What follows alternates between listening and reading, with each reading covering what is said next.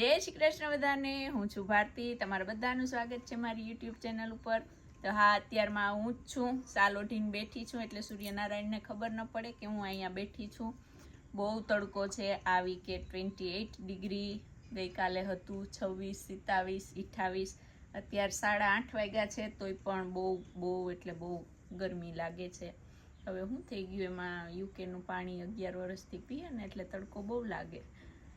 એમાં ગાર્ડન કરવાનું છે, પ્લાન્ટ્સ લઈ આવ્યા એ વાવવાના છે. હમણાં અમારા અલ્પાબેન ફૂલ જોશમાં આવ્યા છે ઇન્ડિયાથી, તો હવે બધું કરશે. અને હું એને અહીંયા ખુરશી ઉપર બેઠા બેઠા અથવા ત્યાં યોગા કરતી કરતી એને જરાક સપોર્ટ કરીશ અહીંથી.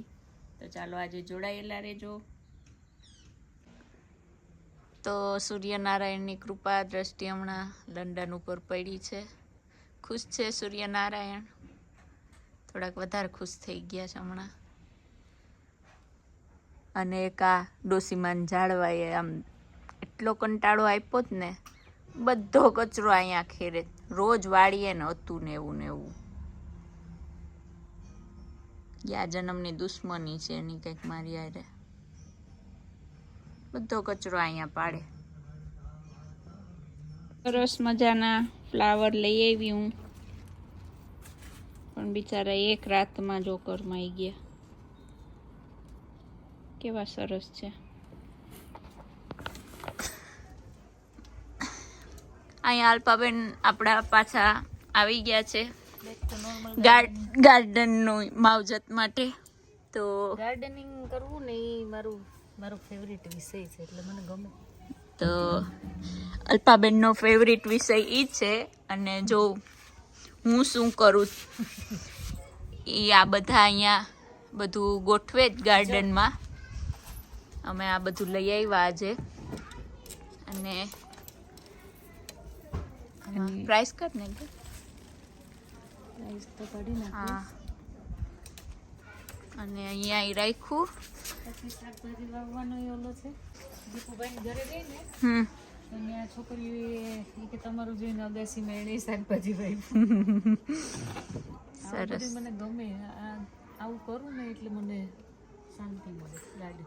પછી મને ભેગા થઈને પૂછતા નહીં કે અમારું ગાર્ડન કરવા આવશે.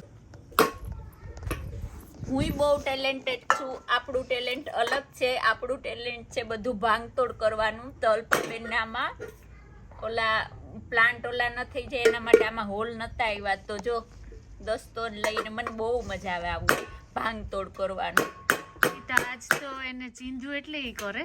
હા, તારી ચીંધ્યા વિના નહીં કર નાખે ઘણું ભાંગતોડનું કામ. તો કોઈ કહે નહીં, તો એ મારું રોજનું કામ છે. એક કપ કા એક ઓલો તો ફોડવો પડે મારે દિવસ. એટલે મેં સ્ટીલના વાસણનું એ બધું રાખ્યું જ, કેમ કે ભારતીના હાથમાં એકેય કાચનું વાસણ ટકતું નથી. જો અલ્પાબેન અહીંયા થોડુંક ગાર્ડનમાં કામ કરતા હતા, તો હું બેઠી બેઠી એને સપોર્ટ કરતી હતી. તો અલ્પાબેને કીધું, ભારતી હવે અંદર જા, હું કરી લઈશ. તો મેં કીધું ના, હું અહીં બેઠી. પછી અલ્પાબેને બીજી વખત જરાક દાંતચક્યું દઈને કીધું, ભારતી અંદર જા, અહીંયા બધું થઈ ગયું. એટલે મારા નાના મગજમાં વિચાર આવ્યો કે અલ્પાબેન હવે મને અંદર જવાનું કહે, એટલે હવે હું ન છૂટકે રસોઈ કરવા જ આવી પડશે મારે અંદર.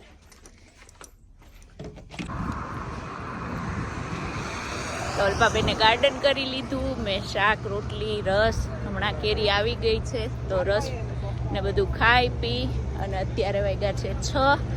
અમે જરાક ચાલતા ચાલતા નીકળ્યા છે. અત્યારે લંડનનું વાતાવરણ બતાવું તમને. આપણા અલ્પાબેને ચાલે છે, પાણીની બોટલ સાથે છે. બધા એટલા દિવસથી. હા, અત્યારે થોડું આમ તડકો ઓછો થયો. પાછું પહેર્યું તોય ગરમી થઈ. હા, નહીંતર તો બહુ તડકો હતો આજ સવારે. પણ અત્યારે 6 વાગ્યા છે તો તડકો થોડોક ઓછો થયો. પછી નીકળ્યા.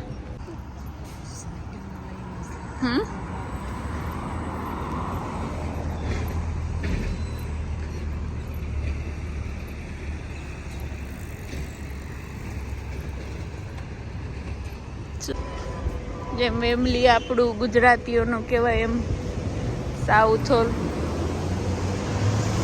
માં પંજાબી લોકો વધારે હોય.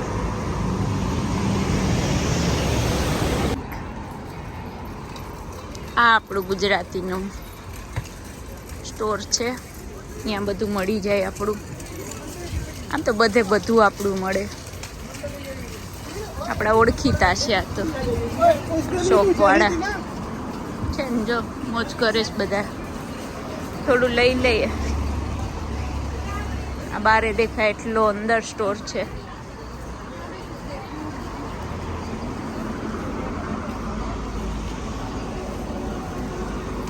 મકાઈ મળે, મકાઈ જોઈને મારે જુનાગઢ યાદ આવે. મકાઈ ખાવી અહીંયાથી નહીં, માંથી. મારે હવે પૂરી લેવાની છે આજે, પાણીપુરી છોકરાઓને ખાવી.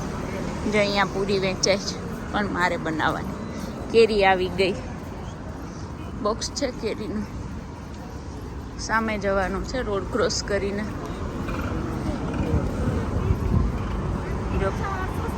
કાજોલનો ફોટો. ચાલો સામે જઈએ. સામે છે એ આપણી ગુજરાતીની શોપ છે, ત્યાંથી લેવાનું છે. અલ્પાબેન જરાક મારો હાથ પકડીને મને રોડ ક્રોસ કરાવે છે. તો અહીંયાથી પૂરી લઈ લઈએ.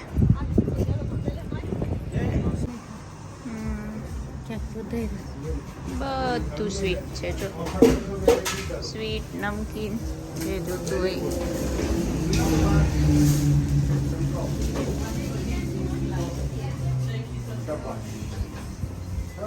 લાડુથી લઈને બધું છે, જો કેટલી જાતના લાડુ છે.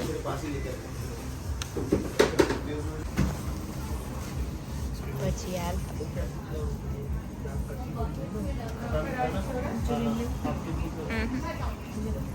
ભજીયા છે, મંચુરિયન છે, બધું છે. રોટલા, રોટલી, થેપલા, જલેબી.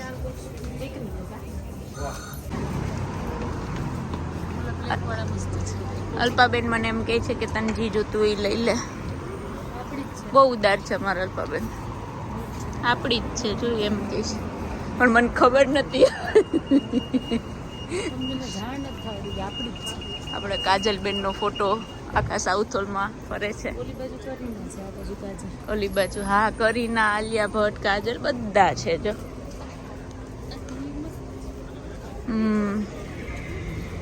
બધું મળી જાય. તો આ જો હોર્ન મારે એનો મતલબ કોઈ ભૂલ કરી. અહીંયા હોર્ન બહુ ઓછા સંભળાય. આ જો સાઉથ હોલની રોનક.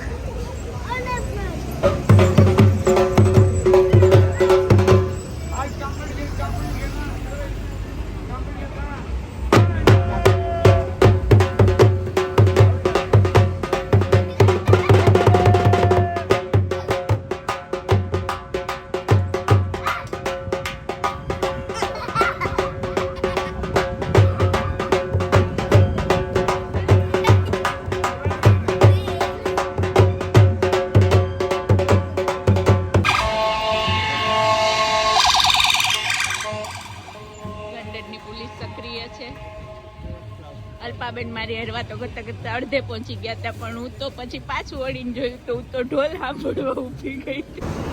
અહીંયા તો શેરડીનો રસ મળે જો. વાહ,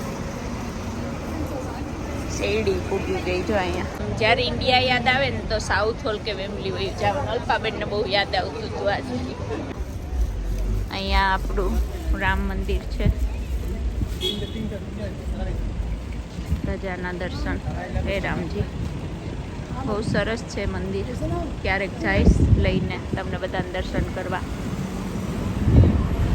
રોડ ક્રોસ કરી લઈએ.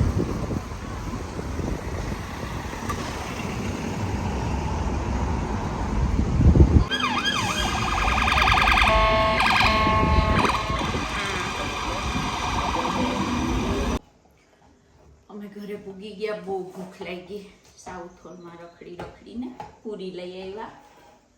આ એક પૂરીનું પેકેટ, આમાં 35 કે 40 પૂરી આવે. 3.5 પાઉન્ડની એક, 350 રૂપિયાનું એક પેકેટ આવ્યું. પણ ઘરે ખાવાની બહુ મજા આવે બનાવેલી, એટલે અમે ઘરે લઈ આવ્યા. અને પલાળવાની ઉપાધિ હોય નહીં, ટીન તૈયાર હોય.